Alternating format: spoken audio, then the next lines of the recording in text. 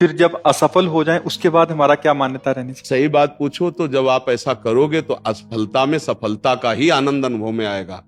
सकारात्मक सोच ही जीवन का सुख है, नहीं तो दुख और सुख और जय और पराजय ये टिकाऊ नहीं है। जैसे दिन टिकाऊ नहीं है, ऐसे रात टिकाऊ नहीं, ऐसे सुख टिकाऊ नहीं है, ऐसे दुख टिकाऊ नहीं। कोई सदैव विजयी नहीं रहता, कोई सदैव हारता नहीं, कोई सदैव सुखी नहीं रहता, कोई सदैव दुखी नहीं रहता। ये क्रम चलता रहता है। दुख के अवसर पर हमें हमारे विचार बचाते हैं हमको। अभी हम अपने विचार में अपने को बीमार मान ले तो हम कल से आने लायक नहीं रहेंगे, ध्यान रखना। हम आज अब भी नहीं मानते कि हम बीमार हैं, तो हमारी निगेटिव सोच जो है ये बिना वजन के नहीं जाएगी। और अगर ये बनी रही तो अरबों रुपया हो, खूब बड़ा पद हो, पति व्यवस्था पत्नी सब कुछ हो, लेकिन नकारात्मक सोच तुम्हें चैन से नहीं रहने देगी। पक्की बात मान लीजिए। इसको सुधारना है तो सत्य पे आइए, धर्माचरण कीजिए, पवित्र चरित्र रखिए और नाम जप कीजिए, आपकी सोच बदल जाएगी। देखो, आपकी सोच अच्छी है तो आप थोड़ा कम पैसे वाले भी है ना, गरीब भी हैं, तो मस्त रहेंगे। सोच सही नहीं है तो चाहे आपके पास अरबों रुपया हो, आपका जीवन नरक जैसा रहेगा, क्योंकि आपकी सोच अशांति, कलह, नाना प्रकार की वासनाओं में, खेल में फंसाकर आपको नष्ट कर देगी। तो हमें लगता है कि बिना अध्यात्म के चिंता, भय, शोक इसका दूर होना बहुत कठिन है। नाम जप करो, चरित्र पावन रखो। आज प्रायः चरित्र को हम नहीं सुरक्षित रख रहे। ये समझ लीजिए कि चरित्रवान के पास ऐश्वर्य चरण चूमता है। चरित्रहीन चाहे आप जितना धन एकत्रित कर ले, शांति और सुख का अनुभव नहीं कर सकते। अब ये बात शास्त्र की और संतों की मानना स्वीकार करो तो अभी आनंद की अनुभूति हो जाए। हमारा चरित्र देखो, हम राम चरित्र गाते हैं।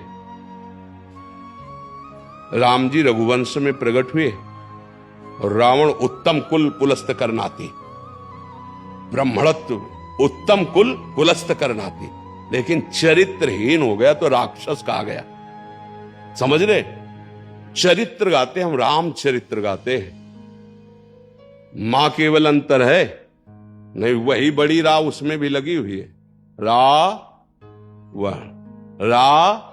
मां वही भगवद अंश है, जय विजय और कोई दूसरा नहीं है। ये लीला करके दिखाया कि एक चरित्रहीन हो गया तो राक्षस है, चरित्रवान वही भगवान।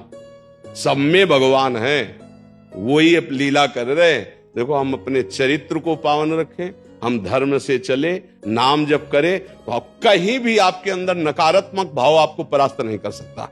यह हमारा अध्यात्म का अनुभव की बात है। नहीं तो क्या कर दिया जाए जिससे आप बच सकते हो? सोचो, आपको क्या मिल जाए? एक ऐसा शब्द बोल दो जिससे आप निर्भय, निश्चिंत और निःशोक हो सकते हैं। एक बोलो कि ये मिल जाए तो मैं बिल्कुल निश्चिंत हो जाऊंगा और आज से कोई कामना नहीं करूंगा। बोलो, कोई एक बात बोलो। नहीं बोल सकते, क्योंकि एक के साथ हजारों बातें लगी हुई हैं। एक केवल वो है कि परमात्मा मिल जाए तो फिर सब पूर्ण।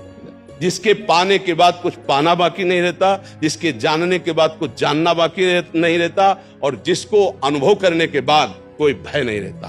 5 वर्ष के प्रहलाद जी हैं, त्रिभुवनपति हिरण्यकश्यप है, सकारात्मक सोच है, मेरा हरि मेरी रक्षा कर रहा है, बाल बांका भी नहीं कर पाया।